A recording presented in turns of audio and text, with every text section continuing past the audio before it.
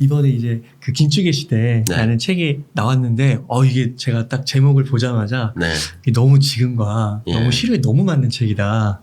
그래서 정말 고견을 한번 들어보고 싶다 이런 마음이 너무 간절하게 들었는데요. 우선은 좀 어떻게 좀 나오게 된 건지 이 책이. 제가 매년 이제 경제전망서를 쓰고 있고요. 그건 이제 보통 10월, 11월에 여러분들이 많이 읽어보시는 책이고요. 그리고 연중에 한 권을 더 내는데요. 그 연중에 한 권 더 내는 그 책은 보통은 22년 하반기 전망 이런 느낌으로 생각하셔도 좋고요. 딱 지금쯤에 하반기는 어떻게 될까 이런 궁금증이 많이 있으시고요. 그래서 그런 여러분들의 어떤 궁금증, 지금 정말 22년 전망서를 작년에 냈었을 때 우리 웅달책방에서도 그런 얘기를 많이 했었지만 이런 일들이 있을 것이다. 뭐 금리를 인상할 것이다. 뭐 인플레이션 문제가 심각할 것이다. 그래서 뭐 주가는 하방 압력을 받을 것이다. 다 들어맞았어요. 원자재 투자하셔라. 철, 비철, 금속, 원자재, ESG 얘기하고. 그러니까 이런 방향을 이제 말씀드렸었는데 한 6개월 정도 지났고 6개월 사이에 여러 가지 변수들이 있잖아요. 러시아 전쟁이라는 변수도 있고요. 이런 여러 가지 변수들이 있다 보니까 우리가 그때도 말씀드린 것처럼 그때 맞게 조정해야 되겠죠. 그래서 조정치를 반영한 22년 하반기가 너무 궁금하실 거예요. 너무나 많은 변수들이 있다 보니까 인플레이션과 금리와 같은 22년 하반기를 그려본 그런 책이라고 볼 수 있고요. 특히 22년 하반기는 이름을 지어보면 긴축이구나. 빅스텝, 자이언트 스텝, 금리 인상의 시대구나. 금리 인상을 왜 하는가? 인플레이션 때문에 하는 거죠. 그래서 인플레이션 쇼크, 금리의 역습 이렇게 부제를 선택했습니다. 우리 웅달책방 독자 여러분들은 이제 많이 공부를 하셔서 수준이 있으시겠지만 혹여나 긴축이라는 단어가 익숙하지 않으신 분께 설명을 드린다면 완화의 반대말이죠. 완화. 근데 완화는 우리 가만히 생각해 보면 처음에 만나 뵀을 때도 그랬죠. 2020년에 팬데믹 위기가 왔었죠. 그리고 그전에도 2008년 글로벌 금융위기가 왔었어요. 그러니까 그런 위기 때 위기를 극복하기 위한 통화정책, 그러니까 한국은행의 정책, 그 수단이 바로 금리 인하였죠. 제로금리로 떨어뜨렸던 거죠. 이 제로금리로 떨어뜨린 이유는 경기를 부양시키려고. 그러니까 금리를 이렇게 떨어뜨리는 과정에서 돈의 가치가 떨어지고 경기가 부양되는 거예요. 돈 빌리기가 쉬우니까 기업들이 적극적으로 신산업 투자할 수 있게. 근데 그러는 와중에 자산 가치가 폭등했죠. 그게 완화의 시대의 특징들이에요. 그래서 제가 이 책을 쓰면서도 초반부에 뭐라고 말씀드렸냐면 2020년에 투자했던 그 투자 방법을 22년에 고스란히 유지하면 고스란히 까먹는다. 그러니까 저금리, 저환율 이런 시대 때 자산 버블일 때 대세 상승장에서 투자했던 그 방법하고 22년은 말 그대로 긴축. 이제 경기가 나름 회복되니까 이거 좀 조심히 들으셔야 될 텐데 나름의 회복세입니다. 이거는 왜 그러냐면 20년과 비교하는 거예요. 그래서 작년에도 제가 불균형의 회복이다라고 말씀드리면서 완만한 회복세다. 그러니까 이제 금리 인상을 준비해 왔던 거예요. 우리나라도. 그런데 이제 물가를 잡자고 그 긴축적 행보를 더 당기는 거죠. 그냥 대충 금리 조금 찔끔찔끔 금리 인상할 수가 있는 시점이 아닌 거예요. 이 높은 물가는. 그래서 대대적인 긴축적 통화정책, 쉽게 말하면 금리 인상의 시대, 유동성을 풀었던 시대였다면 이제 축소하는 시대, 긴축적 통화정책, 그러니까 완화에서 긴축의 시대로의 전환. 근데 이게 두드러진 변화 한 가지는 우리 재테크 투자라는 관점에서 생각해 보면 돈의 가치가 바뀌는 거예요. 돈의 가치가 급격히 떨어졌던 시대에서 돈의 가치가 급격히 올라가는 시대로 바뀐 거예요. 그래서 개인 투자자들은 어떨진 몰라도 계속 전고점 내가 샀던 매수 시점 그 가격에만 연연해서 계속 추가 매수를 하고 있는데 오히려 기관 투자자들이나 뭐 투자 은행들은 계속 이미 현금으로 이동시켰단 말이에요. 이게 돈의 이동이잖아요. 현금 가치가 올라가니까 주식 가치는 하방 압력 받을 테니까. 그래서 돈의 이동에 따라서 움직이는 거. 그러니까 긴축의 시대라고 명명한 이유는 고물가고 고물가를 잡기 위해서 금리를 가파르게 인상하는 시대. 그러니까 전혀 다른 환경이라는 거는 우리가 직시해야 되고요. 환경이 달라졌으니까 달리 행동해야죠. 여름에는 이렇게 반팔 입지만 겨울에는 파카 입는 거 아니겠습니까? 근데 왜 여름에 입었던 그 반팔 입고 겨울이 됐는데 여전히 반팔 입고 돌아다닐 생각을 하느냐라는 거죠. 전혀 달라진 여건이라는 거죠. 그러니까 교수님께서 그 2021년 하반기에 2022년 전망서를 써주셨을 때 그때 또 출연해 주셔서 말씀하셨던 게 그 현금 비중을 조금씩 늘려가면 좋겠다. 맞습니다. 이게 시대의 전환이 일어나니까요. 그러면은 지금도 이제 교수님께서 말씀하시는 거는 최대한 현금 비중을 앞으로도 늘려갈 필요가 있다라고 보시는 건가요? 사실 이제 시작입니다. 아, 이제 시작이에요? 그러니까 금리 인상이라는 것이 이제 시작인 거지 이미 많이 올렸다가 아닙니다. 그러니까 빅스텝이라는 것은 올려나가는 과정이잖아요. 한번 생각해 보세요. 올려나가는 과정인데 미국 기준금리를 기준으로 생각해 보면 아직도 23년 중반까지는 계속 올려나갈 것으로 예견하고 있잖아요. 그러면 그런 관점에서 22년 상반기에 시작을 했고 22년 지금 중반 하반기를 거쳐가면서 이제 초기 아직 이제 예를 들어서 10걸음을 가야 된다 그러면 2걸음 정도밖에 안 간 거예요. 그렇잖아요. 그런데도 이렇게 충격이 큰데요. 그러니까 그 동안에는 하방 압력을 계속 받는 거예요. 그때도 제가 그런 말씀 드렸지만 금리가 얼마냐 뭐 2냐 3이냐 4%냐 그게 중요한 게 아니라 올라가는 동안이 중요하다. 그 변화량을 보여야 된다. 그렇죠. 변화되는 흐름. 그러니까 이런 동안에는 주식시장은 계속 하방 압력을 받는 거죠. 어쩔 수 없는 거예요. 그러니까 마치 이제 소나기 내리는 그런 형국에 우산을 굳이 쓰고 나갈 필요가 있느냐. 어떤 종목을 따질 일이 아니라 계속 안 좋다. 그래서 현금 보유 비중을 늘렸으면 좋겠다라고 말씀드렸고 이것은 아직도 유효합니다. 그러니까 이게 어떻게 보면 소나기 장세인 거고요. 근데 한번 생각해 보면 주가라는 것은 항상 선반영돼요. 되게 재밌는 게요. 환율도 그래요. 환율도 이 심리지표 성격이 강하기 때문에 주가랑 환율이랑 굉장히 밀접하게 연관되죠.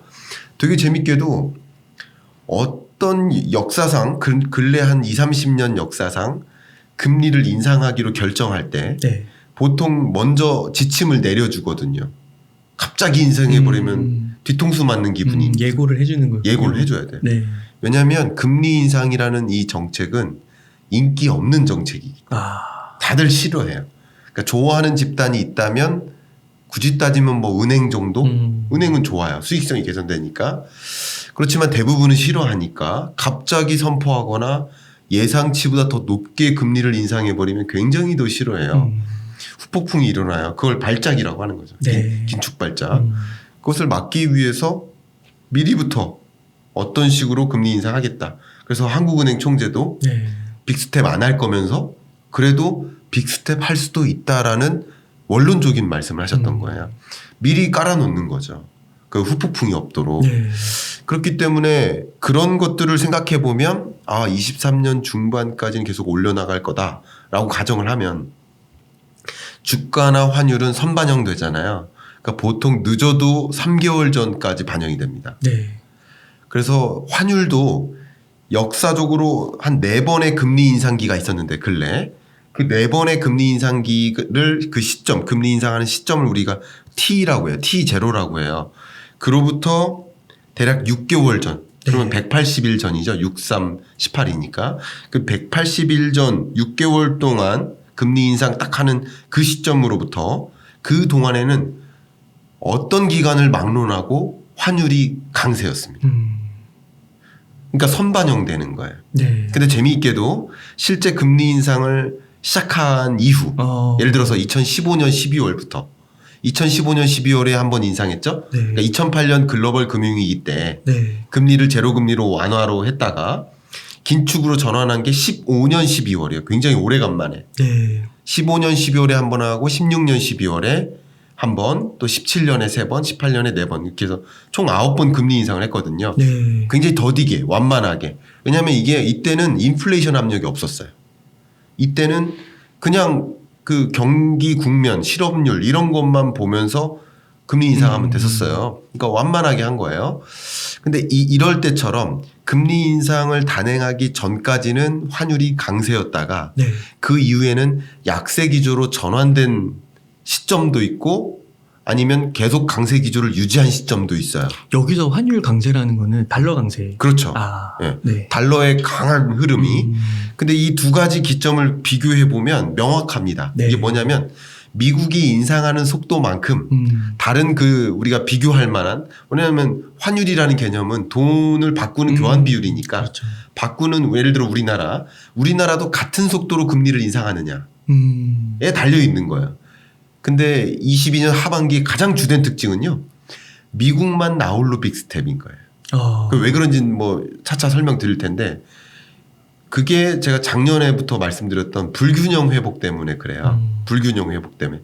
미국을 비롯한 유럽, 영국, 이 선진국 권역들만 상방 압력이 굉장히 크고요. 경기 회복. 더군다나 물가 상승 압력도 대대적으로 높아요. 그러니까 지금 이 세계가 인플레이션 시대인 건 맞습니다만 모두가 같은 인플레이션 압력을 받는 게 아니에요. 예를 들면 미국 같은 경우는 뭐 지난주에 여러분 통계 보셨지만 8.6%라는 물가 상승률. 엄청난 거죠. 이게 여러분 생각해보면 41년 만에 고점이잖아요. 근데 우리나라를 치면 우리나라는 이 최근 물가 상승률이 5%대를 넘었거든요. 근데 미국의 8.6과 우리나라의 8.6은 다른 숫자예요. 미국 8.6은 우리나라로 치면 한 15 정도 되는 느낌. 그래요? 왜냐하면 미국이 그만큼 큰 나라이기 때문에 어떻게 보면 미국 물가 상승률은 낮은 게 정상인 거죠. 네. 그러니까 일본처럼 유럽처럼 저성장, 저물가, 저금리. 근데 그런 대형 국가에서 GDP 1위국에서 8.6%는 실로 어마어마한 숫자다. 그냥 절대적으로 비교할 수도 없는 그만큼 큰 숫자인데, 근데 그냥 절대적으로 비교해도 미국이 8.6 찍을 때 우리는 5점 몇 이렇게 찍잖아요. 그러니까 인플레이션 압력이 다른 거예요. 그럼 인플레이션 압력이 크니까 금리 인상을 더 하는 거죠. 자이언트로 그냥. 그렇죠. 네. 우리는 자이언트 안 한단 말이에요. 네. 미국은 자이언트 한단 말이에요. 그게 그런 차이예요. 그러면 이런 과정에서 달러 강세는 계속 나올 수밖에 없다는 거죠. 그래서 역사적으로 비교해도 미국이 긴축을 단행할 때, 금리 인상을 단행할 때 공통적으로 달러 가치가 강해진 건 금리 인상 전 시점인 거예요. 그러니까 이 기간은 달러 강세 기조에 있을 때 우리나라도 주식 가치가 하방 압력을 받는 거예요. 그럼 중요한 것은 그 미국의 금리 인상 이후에는 어떠느냐 이걸 봐야 되는데 그때는 아까 말씀드린 것처럼 미국의 빅스텝 행보랑 우리나라의 빅스텝 행보가 같지가 않다. 결국 많이 얘기 나오는 것 중에 하나가 이 한국과 미국의 금리 역전 현상. 약이 될 수 있다. 굉장히 당연히 가능한 시나리오입니다.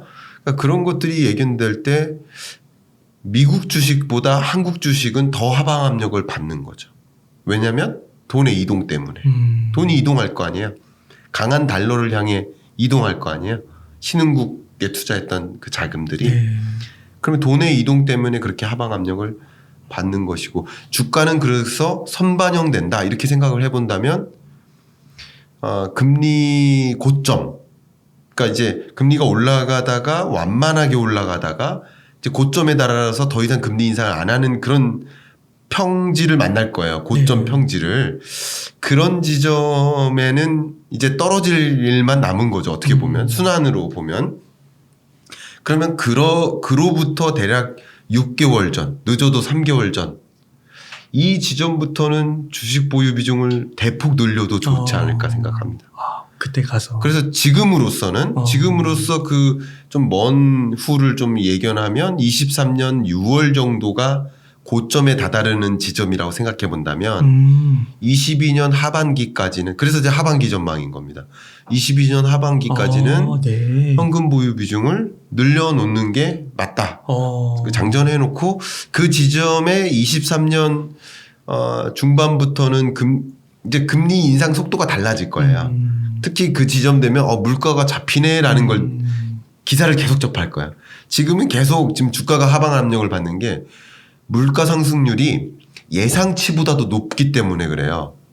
시장이 예상하는, 혹은 FOMC에서 페드가 예상하는 그 예상치보다도, 예상은 한 8.2인데 근데 그거보다 높은 8.6을 찍어요. 더군다나 이 8.6은 지난 8.5보다도 높고 41년 만에 최고치니까 우리 웅달님 인생에 처음 만난 숫자.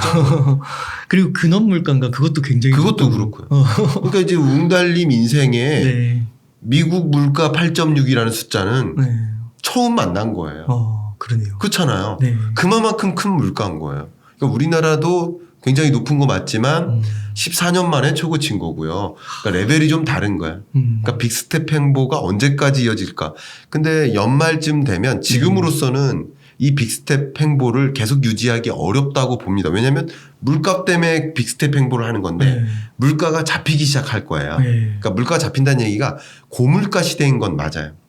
이 가격이라는 걸 생각해 보면 1,000원에서 2,000원으로 올려요. 그리고 1,000원으로 떨어뜨릴 일은 없어요. 그러니까 물가 상승률의 개념은 한번 올라가는 1,000원에서 2,000원인데 네. 이제 2,500원으로 올린다는 거죠. 1,000원 올렸다가 500원 올리는 속도가 둔화되죠. 그러니까 물가 상승률이 둔화되는 거예요. 그때는 그 물가 가격 자체가 중요한 게 아니라 물가 상승률 자체를 2%대라는 그 관역에 맞추기 위해서 통화 정책을 활용하는 것이기 때문에 결국은 우리가 주목해야 될 거는 물가라는 거죠. 그러니까 결국은 그 자산이나 재테크를 하긴 해야 되는데 네. 타이밍적으로 봤을 때 그 지금은 초입이고 네. 그래서 한 뭐 조금 예상을 하건데 한 6개월 정도는 조금 더 지켜봐야 된다. 현금 비중을 넓혀야 된다. 예. 그렇게 좀. 근데 결국에는 이제 예. 자신에는 넣긴 해야 되는 거네요. 그렇게 계속 물가가 상승을 하니까요. 그렇죠. 저는 그래서 작년에도 이제 22년 전망에 대해서 말씀드릴 때도 좀 비슷한 의견을 계속 드려왔는데요. 네. 특히 미국을 기준으로 했을 때 미국이 금리 인상 처음 했던 시점, 이게 테이퍼링이 끝나는 그 시점. 그때 테이퍼링까지도 말씀드렸었죠. 네. 테이퍼링 끝나고 기준금리 인상한다. 그런 순서로 가잖아요. 근데 금리 인상을 단행하는 그 시점을 T0라고 한다면 네. 그 전으로부터 한 3개월에서 6개월 전부터 돈의 이동이 시작돼요. 돈의 이동은 심리니까. 돈을 갖고 있는 사람이 투자자잖아요. 투자자들이 돈을 옮기고 싶어 해요. 왜? 뭐를 예견하고? 미국이 빅스텝 할 것 같아. 미국이 금리 인상할 것 같아. 테이퍼링마저도 당길 것 같아. 그걸 예견하면서 대형 투자자들은 돈을 옮겨요. 어디로 옮길까요? 주식과 같은 공격적 투자 자산에서 현금성 자산으로 옮겼어요. 첫 번째 돈의 이동이 일어난 거죠. 두 번째 돈의 이동이 신흥국에 투자했던 자금을 선진국으로 미국으로 회수하는 거죠.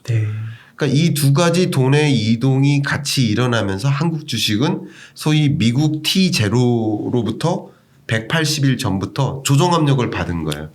그렇게 본다면 21년 중반부터 제가 현금 보유 비중을 늘리세요라고 말씀드린 게 그 얘기인 거죠. 그러니까 어떻게 보면 2020년, 21년 중반까지는 소위 말하는 완화의 시대였기 때문에 그냥 내가 주식 투자 잘해서 잘 벌었습니다. 그것이라기보다는 그냥 주식장이 대세상승장이었던 거고 어떤 종목을 막론하고 대부분이 벌었던 시점인 거예요. 근데 그 방법을 고스란히 유지하면 안 되겠다라는 말씀을 드린 거고 특히 22년 초에는 제가 그 특판 상품들마저도 많다. 금리를 인상해 나가는 인상기에는 은행들이 이 돈의 이동을 관찰하기 때문에 가급적이면 우리 은행으로 돈을 유입시켜 주세요 하면서 특판 상품을 내걸어요. 물론 많은 돈은 아닙니다. 뭐 1억, 2억을 저축할 수는 없어요. 한 1,000만 원, 2,000만 원짜리 특판 상품 최대 규모가 그런 특판 상품으로 5% 뭐 높게는 뭐 10% 특판 상품까지 내걸어요. 이자율을. 그러니까 그런 것들을 좀 활용해서 돈의 이동에 맞게 이제 투자를 하셨으면 좋겠다라고 말씀드렸던 거고. 그래도 이게 말씀을 듣다가 처음에 이게 주가가 더 빠질 수 있다라는 그냥 생각이 드니까요. 조금 이제 기분이 좀 그렇게 암울하고 좀 이런 게 좀 있었는데 무섭고 이런 게 좀 있었는데 그래도 23년 6월을 조금 피크로 보시고 그거에 이제 6개월을 선반영하니까 하반기 때부터는 이제 현금 비중을 늘리다가 하반기 때부터는 좀 기회를 모색하는 거 얼마 좀 안 남은 것 같아서 얼마 안 남았습니다. 그래도 조금 위안이 되는 것 같기도 하고요. 네네 맞습니다. 더군다나 제가 이 책에서도 그런 부분을 살짝 말씀을 드렸는데 우리에게 찾아오는 굉장히 좋은 기회가 있습니다. 근데 그거를 이제 조금 덜 관심이 있어 하시는 것 같은데 그게 MSCI 선진국 지수 편입이에요. 그 굉장히 중요한 사인이죠. 그게 이제 코스피의 레벨업을 가져오는 구간이라고 보시면 좋아요. 근데 지금은 신흥국 지수에 편입되어 있는데 선진국 지수에 편입시키려면 우리나라의 제도 개선이 필요해요. 외환시장이나 금융시장, 자본시장 개선이 필요해요. 그러니까 우리나라가 실물 경제는 선진국 수준 맞습니다. 당연히 뭐 탑 10에 들죠. 근데 이 금융시장이라는 면에서는 아직도 그 MSCI 선진국 지수에 편입되어 있는 그런 나라들 수준에 안 맞아요. 네. 그것에 부합하게 제도를 개선해야 돼요. 근데 제도를 개선해야 되는 과제 중에 하나가 공매도 재개예요. 근데 그 공매도를 재개하려면 많은 투자자들이 싫어하겠죠. 네. 그렇기 때문에 그걸 납득할 수 있게 제도를 개선해서 재개하는 거예요. 그러니까 그런 기간들이 이어지는데 바라건대 22년 6월. 네. 바라건대. 근데 잘 안 될 가능성이 높고요. 22년 6월? 네, 지금입니다. 네. 네. 바라건대 그걸 추진을 하고 있습니다. 이거는 네. 지금 신정부만 한 게 아니라 전 정부도 그래요? 전 정부에도 시도를 했었고요. 그리고 지금 윤석열 정부도 같이 공약을 걸었던 일이에요. 그걸 지금 추진하고 있어요. 근데 이게 잘 되면 이번 달인데 근데 후보국 리스트에 먼저 들어가요. 그리고 1년 동안 확인해서 얘 선진국 리스트에 넣어도 되겠네. 네. 하면 이제 선진국으로 들어가는데 그럼 22년 6월이면 호플리 23년 6월. 아니면 후보국 리스트에 만약에 23년 6월에 들어가면 24년 6월. 뭐가 24년 6월이 되는 거죠? 그 선진국 지수에 편입되는 거. 1년 정도 걸리는 그렇죠. 거죠. 후보국 리스트. 근데 과거에도 우리 역사상 후보국 리스트에 들어갔다가 선진국으로 못 들어간 적이 있어요. 그러니까 그런 걸 봅니다. 그냥 그렇게 하면요. 그 다양한 그 글로벌 펀드 상품들이 선진국 지수에 추정하는 그런 상품들, ETF 같은 거. 이런 게 글로벌 자금이 기계적으로 몰리는 거예요. 네. 근데 이제 후보국 리스트에 편입되는 순간은 더더군다나 개인 투자자들이 한국이 후보국 리스트에 들어갔대. 그리고 아무리 봐도 한국은 이제 선진국 지수에 편입될 만해. 그런 기대감으로 직접 투자도 몰려요. 그러니까 외국인 자금이 쏠려요. 그러니까 그렇게 되기 지금으로서 최적의 시점이 23년 6월이라고 봅니다. 그러니까 그것을 먼저 들여다보면서 투자 판단하니까 22년 말 23년 초는 굉장히 좋은 기회가 올 수 있는 시점이 되는 것 같죠. 그러니까 이게 지금 긴축의 시대로 금리 인상 이런 것 때문에 네. 약간 이렇게 주가가 흔들리고는 있지만 말씀해 주신 그런 부분들이 또 호재로 반영을 하면 네. 약간 이제 그 금리가 피크를 치고 거기에 또 말씀해 주신 그런 호재가 또 더해지고 이러면 네. 그 후에는 또 큰 상승을 또 볼 수도 있겠네요. 맞습니다. 많이들 우리가 코로나 팬데믹을 겪었고 그때 경제가 일시적으로 충격이 있었다가 대세상 등장 맞이했었죠. 네. 이런 흐름은 뭐 IMF 외환 위기 때도 글로벌 금융 위기 때도 이게 근 역사상 3번의 위기였던 거예요. 근데 이래서는 안 되지만 혹여나 몇몇 투자자분들은 다시 한번 위기가 오기를 기다리시는 것 같기도 하고 뭐 누가 뭐 퍼펙트 스톰이 온다 뭐 이런 얘기들을 하니까 정말 위기가 올 것으로 생각해서 그런 투자를 준비하시는 경향이 있으신데 그런 위기는 안 옵니다. 그런 위기는 네. 그러니까 우리가 이런 위기들은요. 네. 전혀 예상하지 못했던 일들이에요. 지금 위기다 얘기하는 지금 지난주에 발간됐던 월드뱅크의 경제전망 보고서도 그 부재가 이 스태그플레이션 리스크가 올라간다 이 뜻이에요. 이렇게 위기를 주목하고 있는 그 해당 위기가 계속 가중될 때는 정말 말 그대로의 일시적인 충격은 안 옵니다. 그러니까 이렇게 서서히 안 좋은. 그러니까 물론 이게 더 무서울 수도 있어요. 일본 경제처럼. 잃어버린 40년. 그게 더 무서울 수도 있어요. 그러나 여러분들이 생각하시는 그런 투자 기회로서 그런 급격히 꺾이는 그런 위기는 지금 이야기 나누는 그 퍼펙트 스톰의 근거 때문에 오진 않습니다.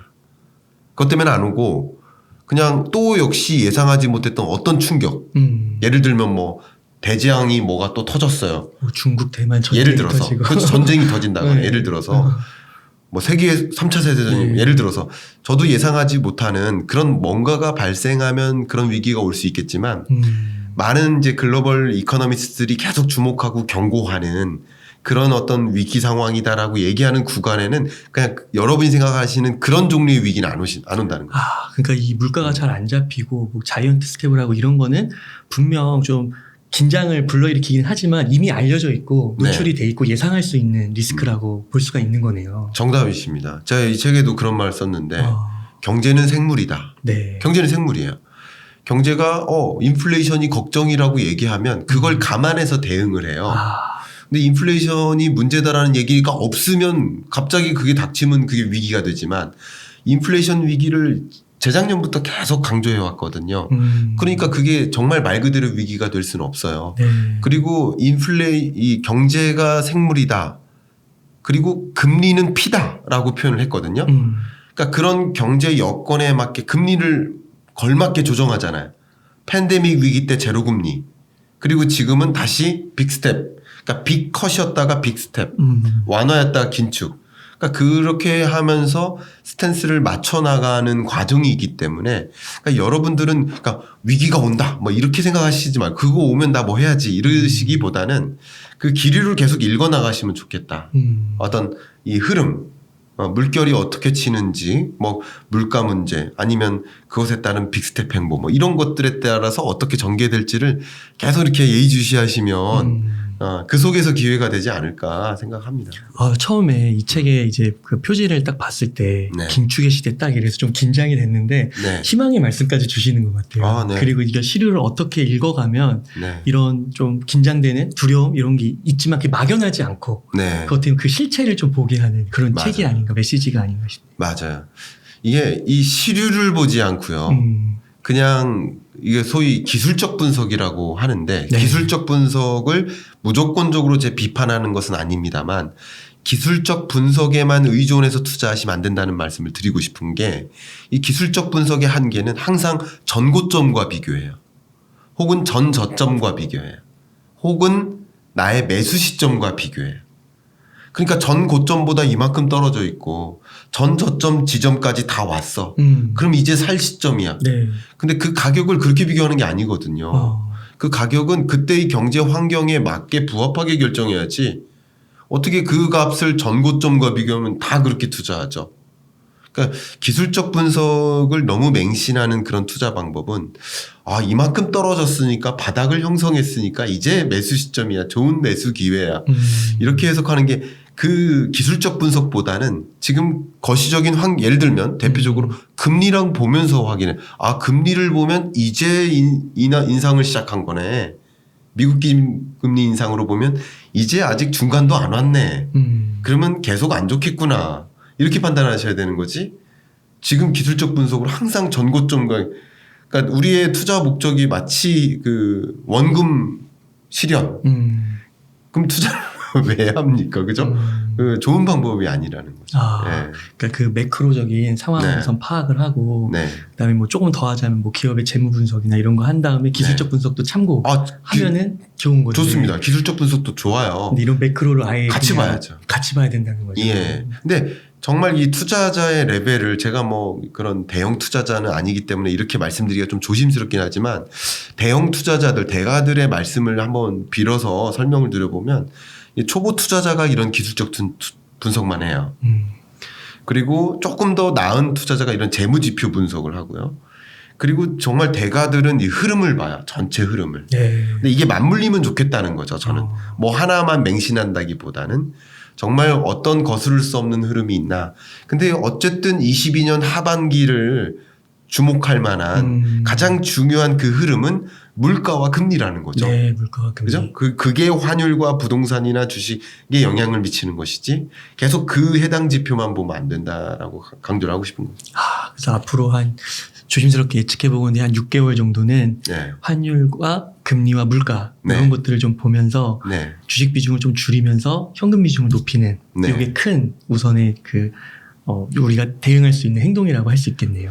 정답이시고 더더군다나 물론 제가 이렇게 데이 트레이딩 하는 걸 절대 추천하지 않는 사람인데 혹여나 데이 트레이딩을 하시는 분들조차도 그런 투자 성향이 있으신 분께 하지 마세요라고 할 수는 없는데 그 데이 트레이딩을 하시는 그러니까 어제 샀다 오늘 팔았다 하루에도 여러 번 샀다 팔았다 하는 그런 투자 방식을 취하는 분들조차도 어제 뭐 예를 들어서 나스닥이 안 좋았어요. 그리고 어제 발표된 CPI가 물가 지표가 시장 예상치보다도 높았어요. 그럼 반드시 조정인 거라는 거죠. 반드시 오늘 장은 조정인 거죠. 코스피가. 다 반드시 조정이라는 게 예견되잖아요. 그러니까 물가 상승률이 시장에서는 8.2 이렇게 했는데 생각보다 높은 8.6이에요. 그럼 8.6이면 왜 안 좋냐면 금리 인상할 이유가 더 많아진 거죠. 빅스텝, 자이언트 스텝 해야 될 이유가 생긴 거예요. 명분이 생긴 거죠. 명분이. FOMC 위원들이 긴장하는 거. 이건 빅스텝 해야 되는 게 아니야? 라는 것을 더 확고히. 그러니까 당연히 주식시장에는 그럼 빅스텝, 자이언트 스텝이 있을 것 같아 하면서 투자자들이 더 떠나라는 거예요. 어디로? 현금성 자산으로 더 떠나라는 거예요. 주식장에서. 근데 다 떠나는데 왜 나만 거기 머물러 있느냐 이 얘기를 좀 강조하는 거죠.